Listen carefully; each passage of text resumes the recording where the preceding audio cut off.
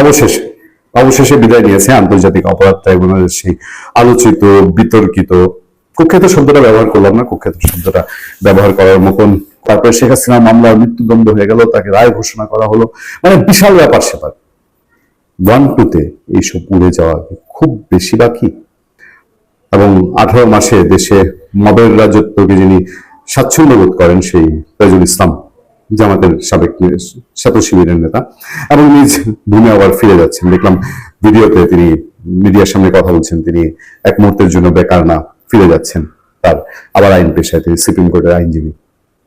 কি করেননি, তিনি বাংলাদেশের মবকে জাস্টিফাই করার জন্য মবের পক্ষে কথা বলেছেন। তিনি একটি কোর্টের চিফ প্রসিকিউটর মাত্র, কিন্তু বাংলাদেশের স্বাধীনতা যুদ্ধ, স্বাধীনতা সংগ্রাম, সেগুলোকে তিনি খাটো করেছেন। তিনি বাংলাদেশে জুলাইয়ের পরে যে সন্ত্রাস, নৈরাজ্য, জুলাইয়ের নামে যে অপসংস্কৃতি, কুৎসিত ব্যাখ্যা, বিবৃতি, ভাষণ, স্লোগান, সেগুলোর পক্ষে দাঁড়িয়ে তিনি বলেছেন যে জুলাইকে অবমাননা করার মতন কোনো কথা বলা নাকি ঠিক হবে না। যদিও জুলাই যারা করেছে তাদেরই একটা অংশ জুলাইকে অবমাননা করেছে। আমরা অপেক্ষা করছিলাম 22 তারিখ রাত থেকে। 22 তারিখ সন্ধ্যার পরে আমরা জেনেছিলাম যে তাজুলকে সরিয়ে দেওয়া হচ্ছে, আমিনুল ইসলাম তাকে হচ্ছে প্রসিকিউটর করা হচ্ছে। বিএনপি সেই পথেই হাঁটতে হবে, কারণ তাজুলকে দিয়ে বিএনপি এবং ইন্টারন্যাশনাল অপরাধ ট্রাইব্যুনাল, এটা যেভাবে বিতর্কিত হয়ে উঠেছে, এই ট্রাইব্যুনালকে বিএনপি যে তার মতো করে সাজাবে, এতে কোনো সন্দেহ নেই। কেউ ভাববেন না যে আওয়ামী লীগকে বিএনপি খুব মহা ছাড় দিয়ে দিচ্ছে বা দিবে বা দেওয়া উচিত, তা না। কিন্তু যে প্রক্রিয়ায় ডক্টর ইউনূস তার ভিন্ন মিশন বাস্তবায়নের জন্য আন্তর্জাতিক অপরাধ ট্রাইব্যুনালের মতন একটা জিনিসকে আমাকে নাটক আকারে দাঁড় করেছেন।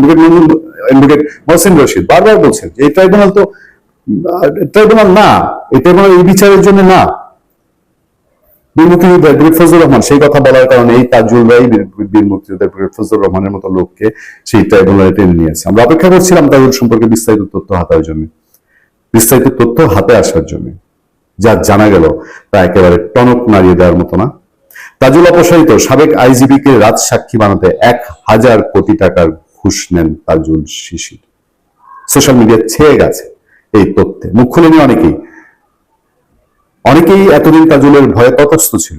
এখন সেই সময় হয়তো এসছে। আন্তর্জাতিক অপরাধ ট্রাইব্যুনালের আইসিটির চিফ প্রসিকিউটর মোহাম্মদ তাজুল ইসলামকে তার পদ থেকে সরিয়ে দেওয়া হয়েছে।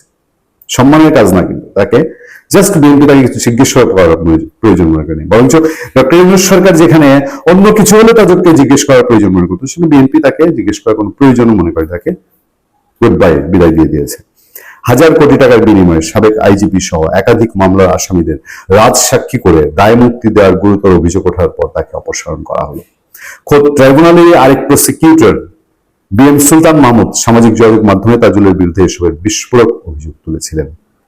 সংশ্লিষ্ট সূত্র জানায়, প্রসিকিউটরদের অভ্যন্তরীণ এই দ্বন্দ্ব ও বিপুল অঙ্কের অর্থ লেনদেনের অভিযোগ প্রকাশ্যে আসার পর ট্রাইব্যুনালের ভাবমূর্তি রক্ষার্থে তাজুল ইসলামকে সরিয়ে দেওয়ার এই সিদ্ধান্ত নেওয়া হয়।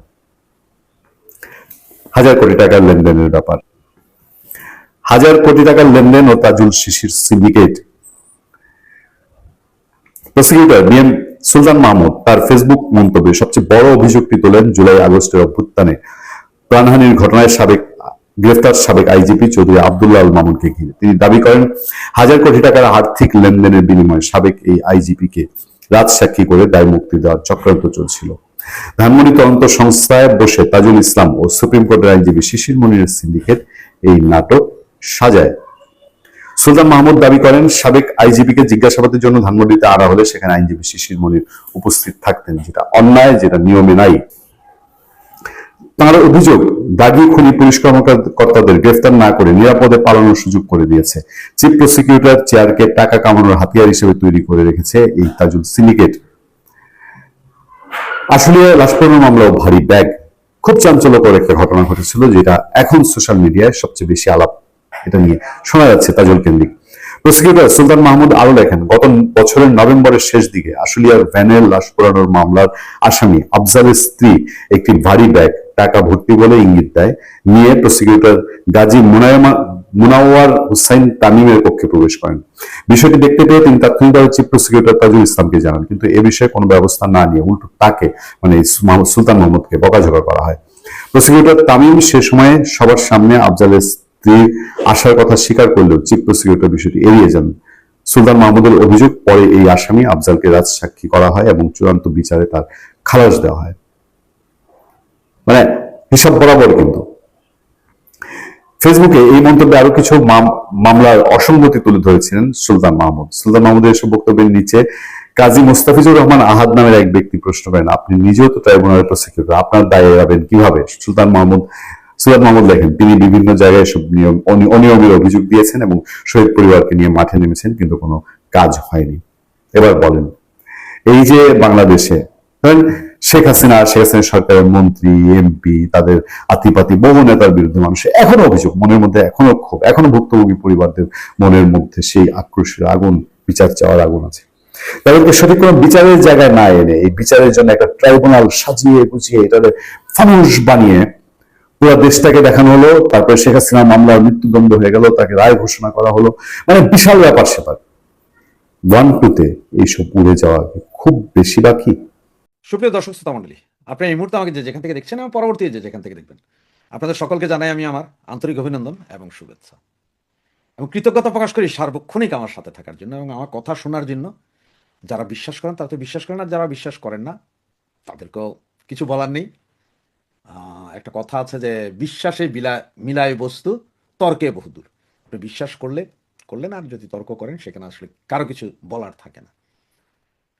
তো আপনারা ব্যানার এবং হেডলাইনে দেখছেন যে আমি বলছি রাষ্ট্রপতির বক্তব্য এবং আমাদের সেই প্রসিকিউটর তাজুলের বহিষ্কার, এই বিষয়টা নিয়ে কথা বলো। তো তার আগে একটা কথা বলি, প্রমাণ দেওয়ার কোনো প্রয়োজন বোধ করি না, আমি শুধু এতটুকুই বলতে পারি, নেত্রীর সাথে আমার কথা হয়েছিল গত 3 দিন আগে, এবং সেই কথায় উনি আমাকে সর্বশেষ একটি কথাই বলেছিলেন যে রাশেদ, তুমি ইউটিউব ইনফ্লুয়েন্সার হিসাবে তুমি একটা জিনিস বলে দাও সবাইকে, যে আমার নির্দেশনা আছে সেটা হচ্ছে সকলকে জেলা, উপজেলা, সিটি কর্পোরেশনের যতগুলো নির্বাচন আসছে সবগুলোর প্রস্তুতি নিতে।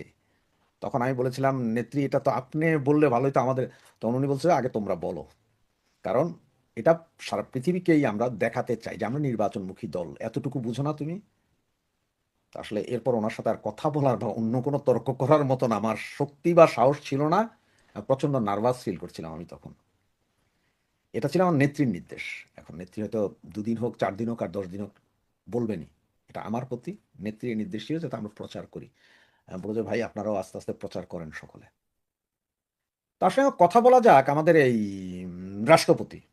রাষ্ট্রপতি কালের কণ্ঠ সম্পাদকের সাথে সম্ভবত কথা বলেছেন। তখন তিনি বলেছিলেন যে ওনাকে যেতে দেওয়া হতো না, বিদেশি বিভিন্ন দাওয়াতেও ওনাকে যেতে দেওয়া হয়নি, এবং দেশের ভিতরে সমাবর্তন মানে ইউনিভার্সিটির সমাবর্তন যেখানে রাষ্ট্রপতি যায় সেখানেও ওনাকে যেতে দেওয়া হয়নি।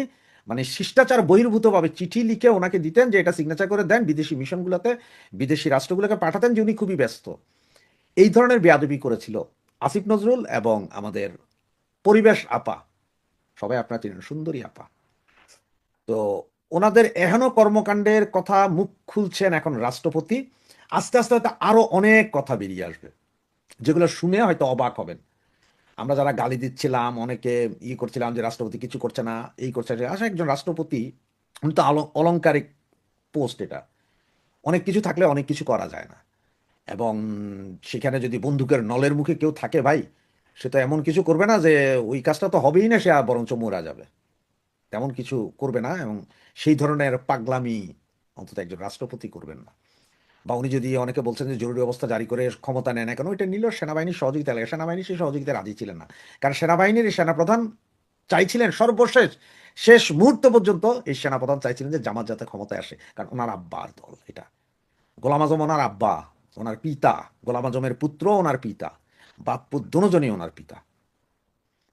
এই জন্য উনি পারেননি। তবে আস্তে আস্তে এখন আরো বের হবে, অনেক কিছুই বের হবে। আপনারা জানেন যে রাষ্ট্রপতি নিজেই বলেছেন ইলেকশনের পরে উনি ক্ষমতা ছেড়ে দিতে চান, উনি পদত্যাগ করতে চান। বিএনপি যদি কোনো নতুন রাষ্ট্রপতি দেয় হয়তো উনি চলে যাবেন।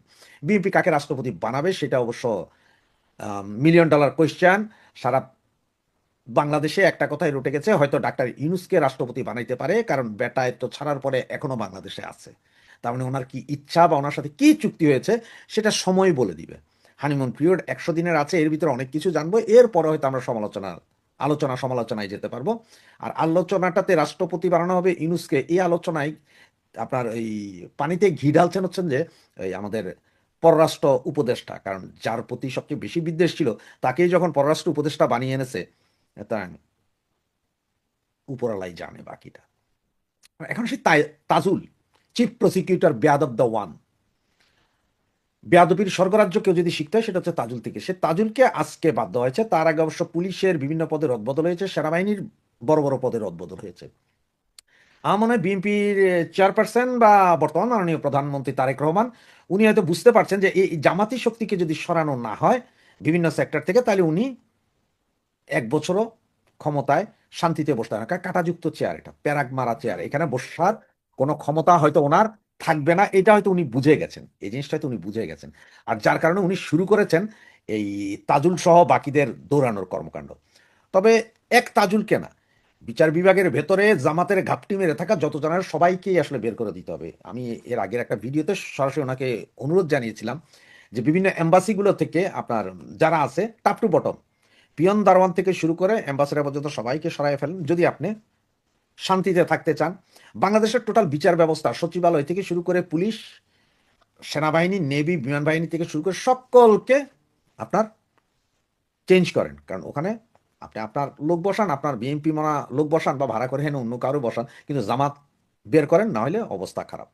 আবার আজকে দুদিন ধরে দেখছেন যে এই যে এনসিপি আর জামাত, যেটা পাকিস্তানের এজেন্সি, দুজন এরা কিন্তু শুরু করেছে হল্লা চিল্লা, ওই করব সেই করব, হ্যান করব ত্যান করব, আমরা দ্বিতীয় বিপ্লব ডাকবো, এর পরের বার বিপ্লব। আজকে যেমন নাসিরুদ্দিন পাটোয়ারির আজকের একটা ভাষণ আছে, আমরা দ্বিতীয় বিপ্লব করে ফেলবো, সেই দিন আমরা এখানে বিপ্লবী সরকার করব, এগুলো বলছেন। এখন এগুলো বলছেন, এই চাপ তারেক রহমান কতটুকু নিতে পারেন বা ওনার মন্ত্রী পরিষদ কতটুকু নিতে পারেন সেটা হচ্ছে দেখার বিষয়। এবং তাজুলকে বের করে দেওয়া, এটা আসলে ভালো হয়েছে। কারণ আমাদের যে আইসিটি, যে কোর্ট, যে কোর্টে আমাদের নেত্রীর বিচার অবৈধ বিচার করে ফাঁসির রায় দিয়ে দিয়েছে, এটা এই মামলার জন্য এটা আন্তর্জাতিক অপরাধ ট্রাইব্যুনাল, আন্তর্জাতিকভাবে স্বীকৃত যারা অপরাধ করে, যুদ্ধ অপরাধ, এটা মূলত যুদ্ধ অপরাধ। আর 24-এর এইটাতে অপরাধ তো শেখ হাসিনা না, অপরাধী তো এই জামাত ইসলাম। এই 24-এর এই অপরাধের জন্য বিচার করতে হলে আমাদের নিজস্ব আইন ব্যবস্থায় বিচার করা যাবে, সেটা যুদ্ধ অপরাধী ট্রাইব্যুনাল। এবং আপনারা জানেন যে এই ট্রাইব্যুনালের চিফ প্রসিকিউটরের সাথে আপনার এই ব্রিটেনের যে আইনজীবী ছিলেন, যিনি একসময় খালেদা জিয়ার ব্যাপারেও কথা বলতেন, বা যিনি এই যুদ্ধাপরাধী বিচারের সময় চেয়েছিলেন বাংলাদেশে এসে উনি যুদ্ধাপরাধী বিচার পরিচালনা করতেন, তাকে তাজুলের বুদ্ধিদাতা নিয়োগ দিয়েছিল সরকার। কিন্তু উনিও চুক্তি শেষের পর আর চুক্তি নবায়ন করতে চান না। সারা সরকার, মানে সরকার, তাজুল, জামাত সবাই চেষ্টা করছিল, কিন্তু উনি আর রাজি হন নাই। কারণ উনি কিছু সংস্কার চেয়েছেন। সংস্কারের মধ্যে উনি সবচেয়ে বড় সংস্কার হচ্ছে এইখানে যেই সব মামলার যেই সব বিচার হচ্ছে এগুলোর সাথে উনি আসলে একমত হতে পারছিলেন না। বাট ব্রিটেনের একজন আইনজীবী, যিনি এখানে কেসি, মানে আপনার কিং চার্লস, এই মুহূর্তে যারা হাইয়েস্ট লেভেলের ইয়ে আছেন তারা পায় কিং চার্লস পদক। এইরকম পদক পাওয়া পর্যন্ত আলাদা, ওনারা আসলে যে মিথ্যায় যেই আইন বানানো হয়েছে, মিথ্যা যেই মামলাগুলো, এগুলো ওনারা ভালো করেই বুঝেন, যার কারণে উনিও রাজি হননি। আর এখন হয়তো ওনারা বলতে পারেন, জামাতিরা বলতে পারেন যে উনি হয়তো আইনের কিছু বুঝেন না। কারণ হচ্ছে সারা বাংলাদেশ চলে ব্রিটিশ আইনে, ব্রিটিশ আইনগুলোই বাংলাদেশ এখনো ফলো করেন। যারা জন্মদাতা তারাই জানেন না তাদের ছেলে মেয়েরা কেমন, এটা তো বললে আসলে ভুল হবে। আর তাজুলের বিরুদ্ধে এখন বেশ কিছু মামলা করা উচিত। প্রথম মামলাটা কি করা উচিত জানেন? ওই যে গুলি করে চুলে আগুন ধরে গেছে, চুলে আগুন ধরছে, গুলি করে মরে নাই, এই ধরনের বানোয়াট উদ্ভট কথাবার্তা বলার জন্য তার বিরুদ্ধে মামলা থাকা উচিত। আর সবশেষে আমার ভাই বোন, আমি একটা ছোট্ট একটা গল্প না, এটা একদম বাস্তব ঘটনা বলি। যদি আপনার বুঝতে পারেন তাহলে বুঝপাতা, আর না বুঝলে তেজপাতা, এগুলো নিয়ে আর ওই যে কমেন্ট সেকশনে যে আমার বুদ্ধি দেওয়ার বা আলোচনা করার দরকার নেই। সেটা হচ্ছে যে একসময় আলজেরি ফ্রান্সের কলোনি, এটা সবসময় ছিল। ফ্রান্স গভর্নমেন্ট যা চাইতো আলজেরিয়াতে তা হইতো। আলজেরিয়ার একটা গভর্নমেন্ট বসায় ফ্রান্স, কারণ হচ্ছে আলজেরিয়ার প্রচুর তেল গ্যাসের মজুদ আছে, এটা খাওয়ার জন্য ফ্রান্স গভর্নমেন্ট এমন একটা গভর্নমেন্ট বসায় ওই সময়কার অন্য গভর্নমেন্টকে ফেলে দিয়ে, একদম ঠিক আমাদের নেত্রীর স্টাইলে, যে আমাদের নেত্রীর ফেলে দিয়ে যেমন এই যে ইন্ট্রিম বসানো হয়েছিল, এই ধরনের একটা গভর্নমেন্ট বসানোর পরে আস্তে আস্তে আস্তে আস্তে এই গভর্নমেন্ট বৈশা মানে প্রচণ্ড অত্যাচার করে, যা বাংলাদেশে গত 18 মাস করেছিল। এরপরে যেন তেন একটা ইয়ে করে আরেকজন বসানোর পরে লেখা ওই যে অতীতে যেটা বসাইছিল সেই গভর্নমেন্ট ছিল মানে 3 বছরের মতো। সেই গভর্নমেন্টের যারা ছিল, যেসব ইনফ্লুয়েন্সার ছিল, এগুলোর তো পরবর্তী গভর্নমেন্ট এসে সব একটা একটা করে বের করে দিচ্ছে। বের করে দিয়ে তারা আবার সুসংগঠিত করছে, তাদেরকে আবার সাপোর্ট দিচ্ছে ফ্রান্স। আর তখনই ফ্রান্সে থাকা আলজেরিয়ান নাগরিকরা এবং আলজেরিয়াতে থাকা আলজেরিয়ান নাগরিকরা ওই যে 3 বছরের যে সরকার যারা অত্যাচার করেছিল তাদেরকে একে একে বিভিন্ন জায়গায় ওদের উপরে চালাইলো কি জানেন? ঠিক ওই যে জামাত যেমন যে বেহেশতের টিকিট বেচে, ওই বেহেশতের টিকিট বেচা শুরু করলো তাদের কাছে। এমন অবস্থা যে এইখানেও খাইতে, ফ্রান্সেও খাচ্ছে মাইরেরা, ওইখানেও খাচ্ছে মাইর।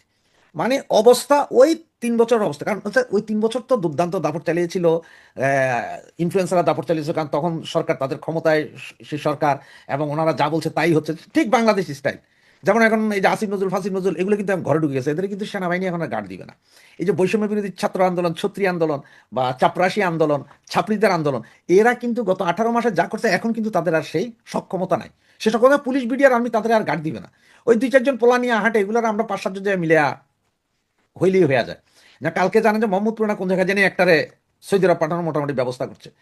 তো এখন সেম অবস্থা আমাদের দেশও তো হইতে পারে নাকি?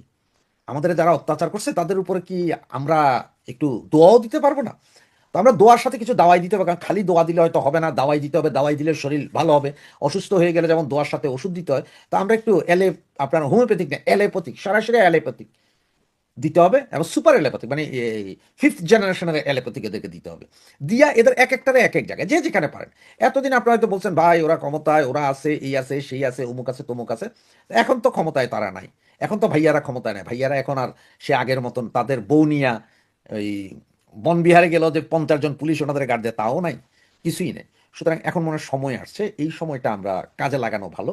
যে যেভাবে পারেন কাজে লাগাইতে পারেন, এবং সেটাই মনে হয়, আমার কাছে মনে হয় যেন ভালো হবে।